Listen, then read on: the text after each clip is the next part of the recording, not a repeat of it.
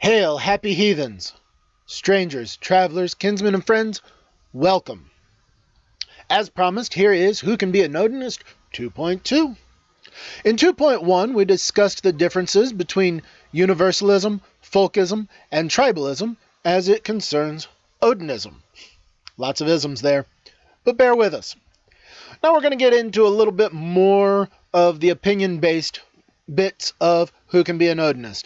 Now, as I've stated before, this is 1, all opinion. 2, for those of you who agreed with my original Who Can Be an Odinist, don't worry, I'm not changing my opinion, just clarifying some facts.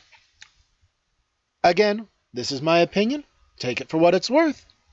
Now, Enjoy. As far as race, cultural identity, in the way back when, the Nordic peoples, the Vikings, the Norse, the Swedes, Scandinavians, Icelanders, Greenlanders, were notorious for traveling to other lands, into Russia, down into the Middle East through way of the Black Sea, over to America, what they called Vinland. Obviously wasn't America at that point, wasn't even known as the New World. And brought back spouses from those lands, or they settled in those lands, made their own colonies, and mated with the natives. There is documented proof that when the Vikings settled in parts of Ireland and Scotland, the town of Dublin is originally a Nordic settlement. Are you telling me that they didn't mate with the natives that were in those lands? Highly doubtful. There is documented proof of the Vikings trading with Middle Easterners. At some point, one of them probably went, she's pretty cute. I'm going to make her mine. Bloodlines muddled. There are Viking graves that have been discovered with statues of the Buddha, which means that somewhere along the way they had interactions with the Far East. Now, whether it was that they were trading, in the Near East, in the North, in Russian lands, with others who had traded with, or if maybe they went, as far that way, that's for archaeologists to let us know. I haven't read anything further. I've just read that, these statues have been found in Viking graves. The point of that matter is, though, to try and define a pure bloodline, rather difficult there, folks. Moreover, in this day of globalism, of interacting with people from all over the world, with jumbo jets being able to take us from Atlanta to Munich Frankfurt, from Atlanta to Frankfurt in 12 hours, a trip that even 80, 90 years ago would have taken months and had to have been done by boat by most people. The concept of pure bloodlines, unless you are part of a very orthodox faith or a very orthodox tribe that frowns upon external marriages, it's going to be real hard to find a pure bloodline. There are those areas where you will find certain Native American tribes If you're not marrying within the tribe, then you're kicked out of the tribe. You're not any longer a welcome member. And I'm not honestly sure if that's still the case. I know that was the case in the early 1900s, late 1800s. I know that particular Orthodox members of the Judaic faith are very adamant that if you're not marrying another Jew, bye-bye. And as far as their faith is concerned, especially within the Levite tribe, they are very, again, within the Orthodoxy, very adamant about maintaining that in order to be able to fulfill Judaic prophecy.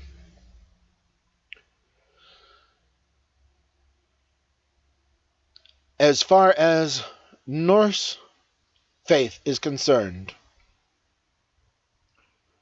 we don't have anything that demands a pure bloodline. Our ancestors did not have anything that demanded a pure bloodline. So for us now to be demanding of a pure bloodline seems a little pretentious to me. Again, opinion.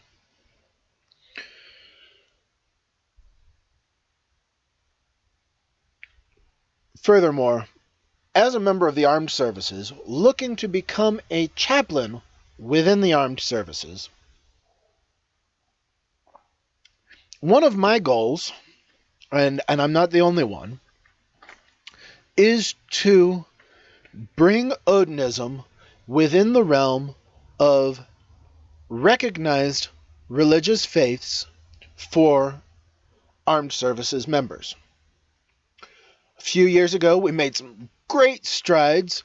Stephen McNallen and a few others within the community were able to get the hammer recognized as an officially allowable emblem to be placed on service members' gravestones. Why that hasn't completely opened the door for us to easily get Odinism recognized by the Department of Defense, I'm still looking into that. There are others who have been on this case far longer than I, who are further along in the process and probably could answer that question better than I can.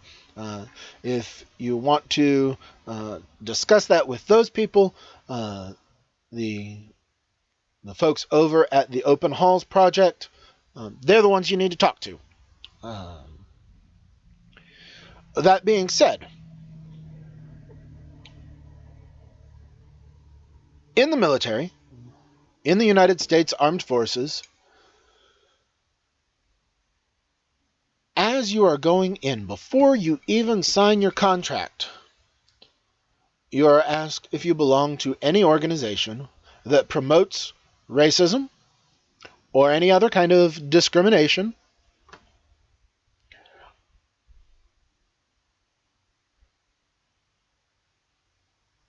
and if so, I'm not sure if you have to have a waiver signed or if you just flat out not accepted into the service, but I know that it's marks against you. The Department of Defense has opened up tattoo policy. You can have a tattoo just about wherever you want. Can't have it on the face. Size limitations for what you can have on your neck. No head tattoos. But they have not rescinded their stance on racist, gang-related, or drug-related tattoos. Can't have any of those. So they're still very strict about non-racism within the service. And why are they not why are they so strict on that? Because with America being a melting pot of many faiths, of many races, of many cultures, you're going to be interacting with people from all walks of life. As a military chaplain, just because you're an ordained rabbi, an ordained Catholic priest, an ordained Hindu guide, I'm not sure what their official religious leaders' titles are, priest, monk, doesn't matter.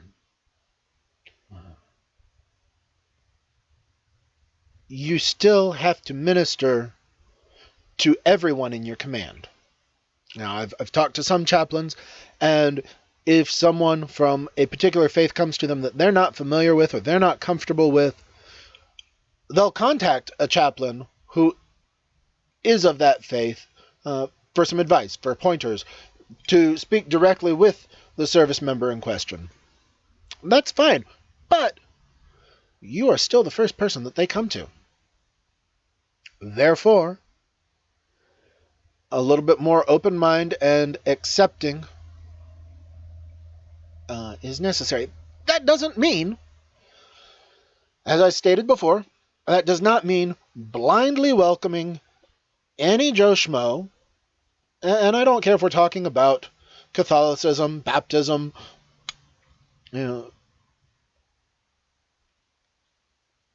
it requires vetting. It requires asking the questions of, why do you want to follow this faith? Are you just doing it because it's cool? Because it's the in thing? How about you take some time to really think about what all this means? In the Nordic faith, oaths and bonds are not taken lightly.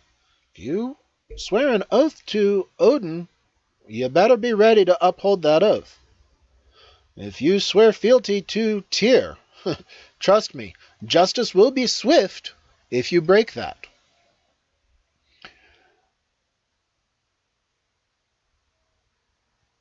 While being the founder of Hammer and Hearth, I'm also associated with a wonderful group of heathens called Legacy of Tyr. Legacy of Tyr is exclusively for military and public safety service members.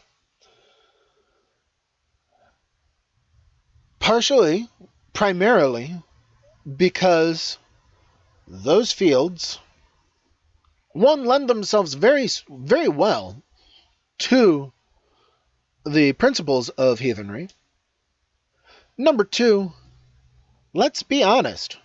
Military folk, police officers, firefighters, other public safety service members, we all have a very specific mindset, vocabulary, worldview, and a very similar frame of reference that the civilian world 9 times out of 10 just doesn't get. And unless you have family who are in those fields or have very close friends, it's almost a foreign language to you. And even if someone is a friend, there's still things that you're like, what? Legacy of Tyr, at first glance, based on what I've just said, may sound exclusionary. The wonderful woman who founded Legacy of Tyr, who is, for all intents and purposes, the commander and head mama, Miss Carrie Pierce,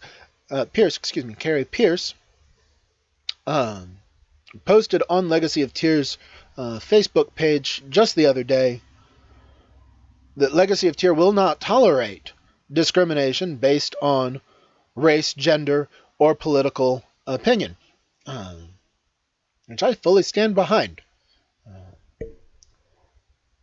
The faith is not a political platform.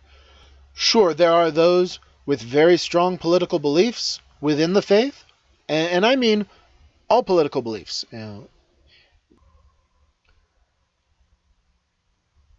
Faith and political doctrine don't need to be mixed. There are many who do mix them. There are many who use their faith to political advantage, use their faith to reinforce their political opinion.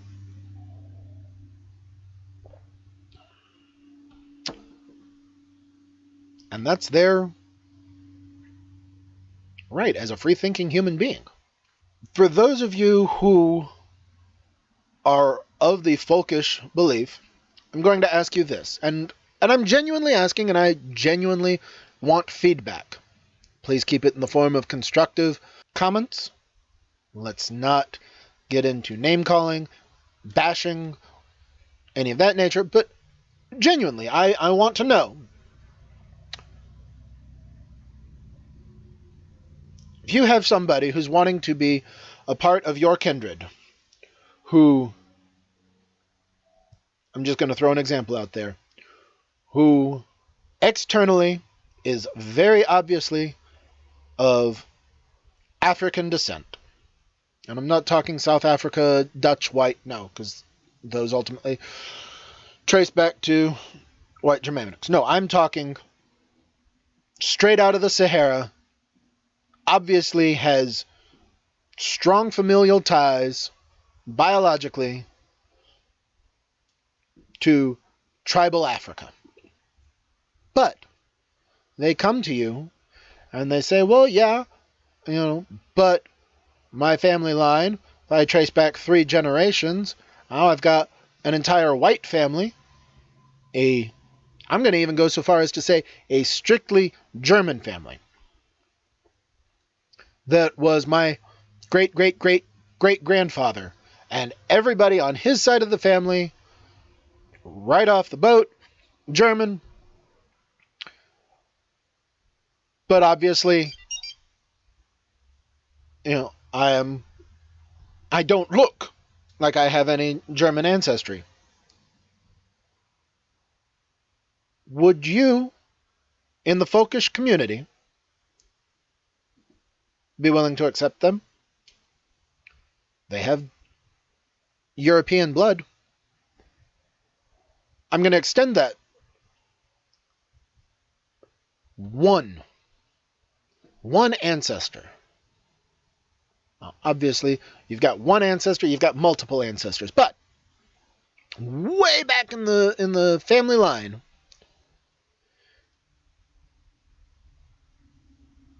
is Viking. But it was just that one time, that one branch of the family tree, and everything else is non-Germanic, non-Norse, non-European. What's your stance? I'm looking for a genuine answer. And I accept that I will be receiving your opinion.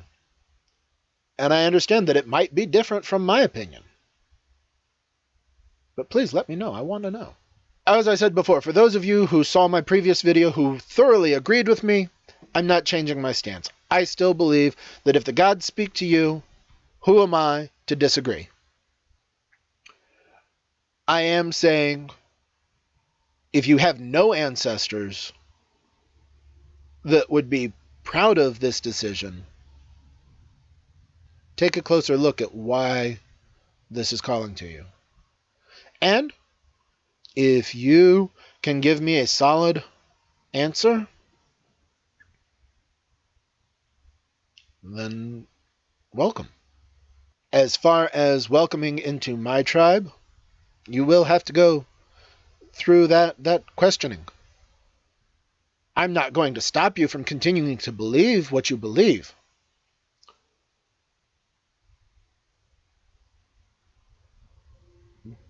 just might not welcome you to the inner circle of my hearth. If you're looking for membership to Legacy of Tyr, speak to me. I'll connect you with Carrie Pierce. She will vet you, make sure that you are a member, whether active or retired, doesn't matter, of the armed services, or like I said, the security sector, the social security sector, security and safety, or family members. Legacy of Tyr does welcome family members because family has that same understanding, family, whatnot. But you will go through a thorough vetting process with her before you're accepted to Legacy of Tyr. Because again, she's not looking to cater to just anybody. Legacy of Tyr is a dedicated group specifically for people of that tribe. Simply because there's a common ground of understanding there. All that being said, thank you for tuning in to part 2.2 of Who Can Be an Odinist. Barring other conversation and discussion brought up on the subject matter, I don't plan on a 3.1 or any further on this particular topic, but it may happen. So until next time, thank you for tuning in.